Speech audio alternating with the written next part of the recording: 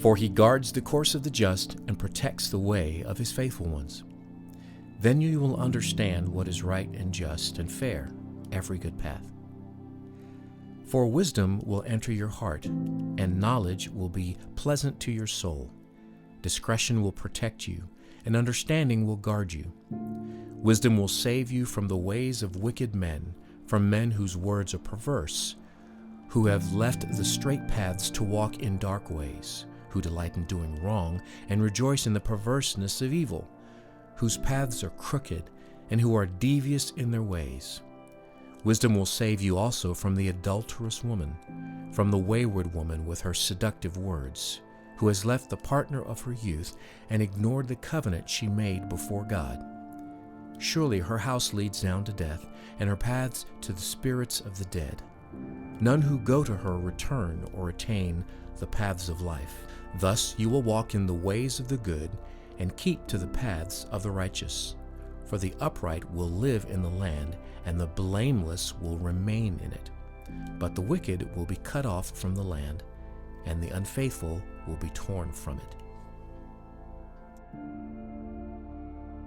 The path of training and discipline that we're on, following wisdom, has clear result but no clear end. It's a way of life.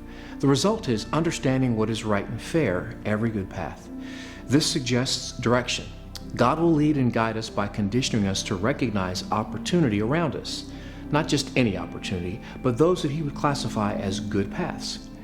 After working out for a period of time, the athlete can see physical areas of improvement. Certain muscle groups start to show greater definition, and your body demonstrates increased strength. In the same way, Solomon describes what fitness looks like for the leader in training. 1. Wisdom penetrates your soul and defines you. 2. You become a student of life and an avid learner. 3. Your decisions are prudent, absent the fear of consequences. And 4. Your way forward is protected by sound judgment. This description makes me think that if I follow God's prescription, I can do no wrong. Well, we know that's not true.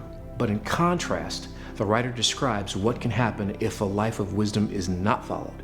He talks about evil men and their way of doing things. Their ways are dark. They celebrate the twistedness of evil, and they are devious. A life of wisdom can save you from this. The writer gives another example of not following wisdom as he goes on to describe the adulterous woman.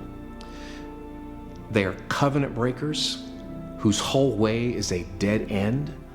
A life of wisdom can save you from this. We end with this piece of advice. Walk in the ways of the good and keep the paths of the righteous. Leadership begins and ends with the leader. As a leader, I have one job, and that is to become something worth following.